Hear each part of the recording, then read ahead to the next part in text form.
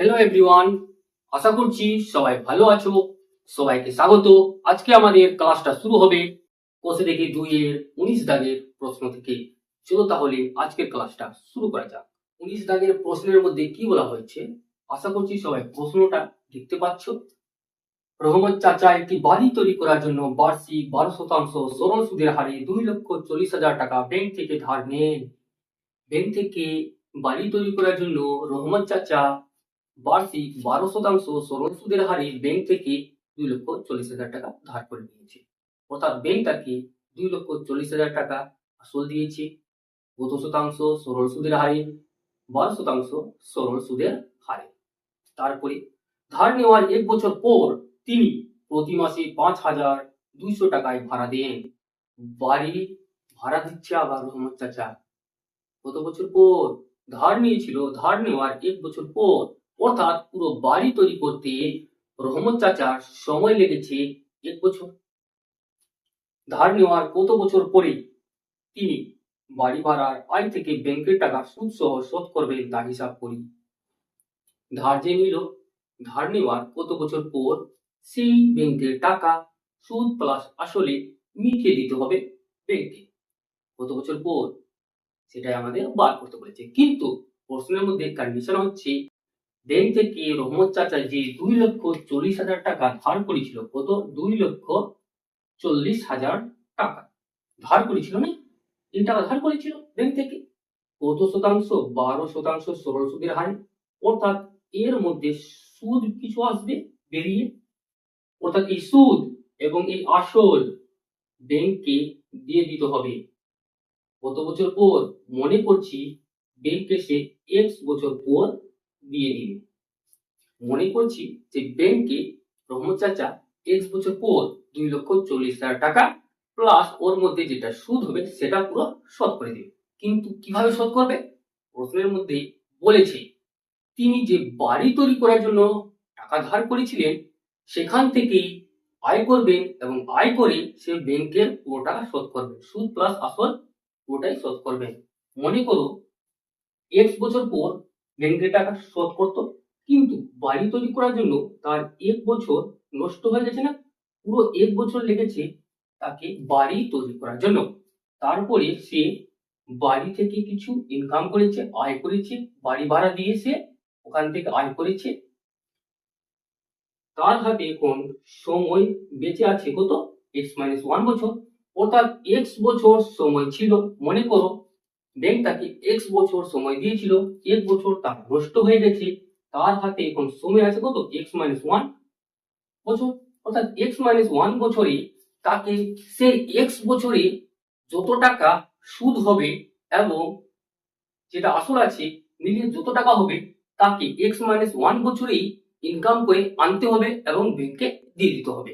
তবেই তার পুরো ঋণ ধার পুরোপুরি শোধ হবে। তাহলে কি ধরবো? ধরি।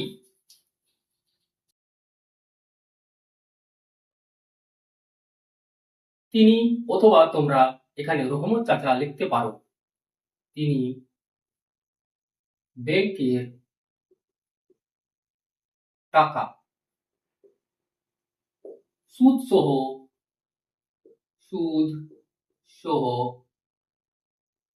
x বছরে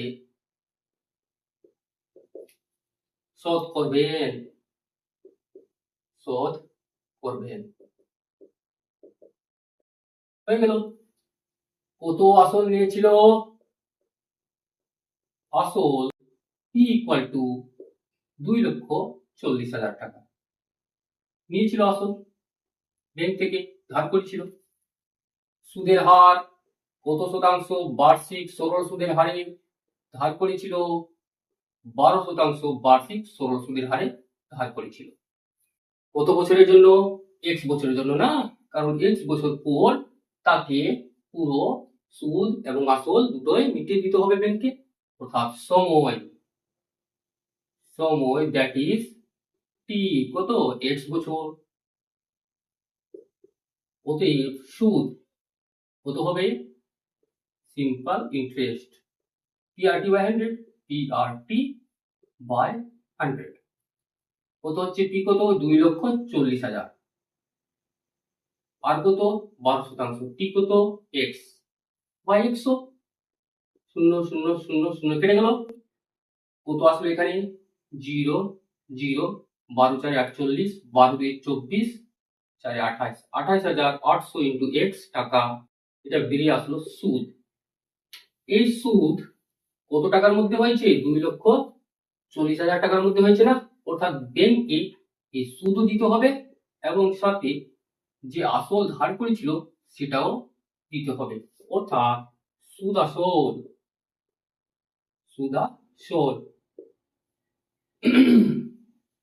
সরি 2,40,000 প্লাস 28,800 এক্স, এই পুরো টাকা ব্যাংকে রহমত চাচাকে দিয়ে দিতে হবে। এখন তার হাতে সময় কিন্তু 1 বছর কমে গেছে। কেন কমে গেছে? কারণ ধার করেছিল, ধার করার পর সে বাড়ি তৈরি করেছে, আর বাড়ি তৈরি করতে পুরোপুরি 1 বছর লেগে গেছে। তারপরে সে ভাড়া দিয়েছে, বাড়িটা ভাড়া দিয়েছে এবং সেখান থেকে কিছু ইনকাম করছে, অর্থাৎ তার হাতে x-1 বছর বেঁচে আছে। আর x-1 বছরেই তাকে এই পুরো টাকা ইনকাম করতে হবে কোথায় থেকে? বাড়ির ভাড়া থেকে। এবার তিনি কিভাবে বাড়িটি ভাড়া দিয়েছেন? প্রশ্নে বলেছি তিনি বাড়িটি প্রতি মাসে 5,200 টাকায় ভাড়া দেন, অর্থাৎ 1 মাসের বাড়ির ভাড়া কত? 1 মাসের বাড়ির, আগে আমাদের লিখতে হবে এটা। এখন যেহেতু তার হাতে সময় কমে গেছে, আর লিখতে হবে এখন তিনি ব্যাংকের টাকা বা বাড়ি ভাড়ার আয় থেকে, এখন তিনি বাড়ি ভাড়ার আয় থেকে কত? তার হাতে যেহেতু 1 বছর কমে গেছে, লিখবো x-1 বছরে, x-1 বছরে তিনি বাড়ি ভাড়ার আয় থেকে x-1 বছরে সুদ সহ ব্যাংকের টাকা সুদ সহ শোধ করবেন, সুদ সহ শোধ করবেন। এবার প্রশ্নে যেহেতু বলে দিয়েছে 1 মাসের বাড়ির ভাড়ার আয়, বাড়ি ভাড়ার আয় কত? ইনকাম কত?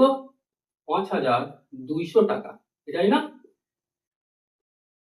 তাহলে তোমরা নিজেই বলো 12 মাসের বাড়ির ভাড়ার আয় কত হবে?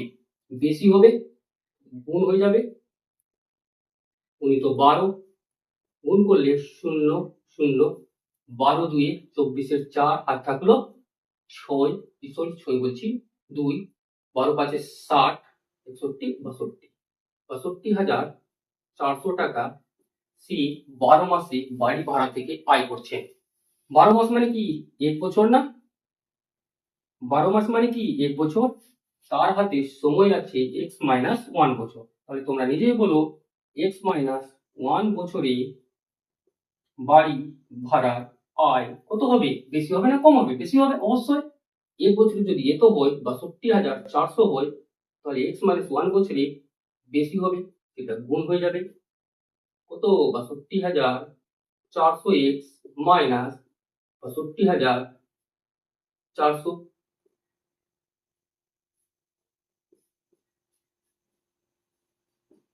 হলো কি? কি এই টাকা আর এই টাকা সমান না? কেন সমান?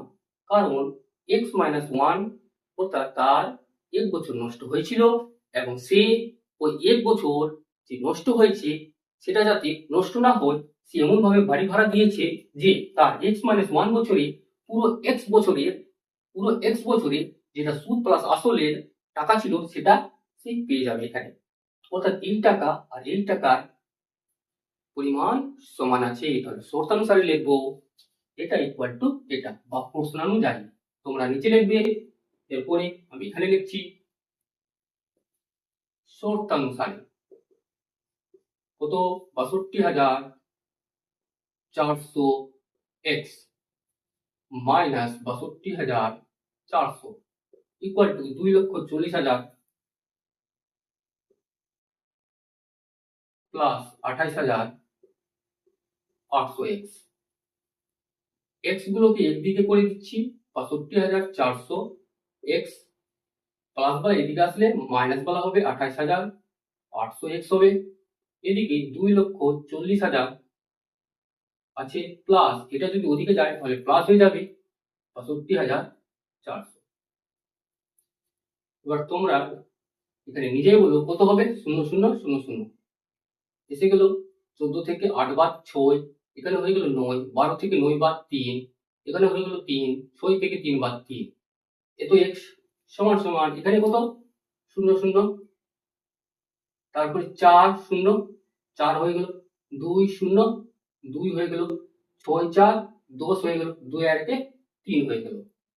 বা দিয়ে x ইকুয়াল টু 302400 বাই 33600, এই জিরো এই জিরো এই জিরো এই জিরো কেটে গেল।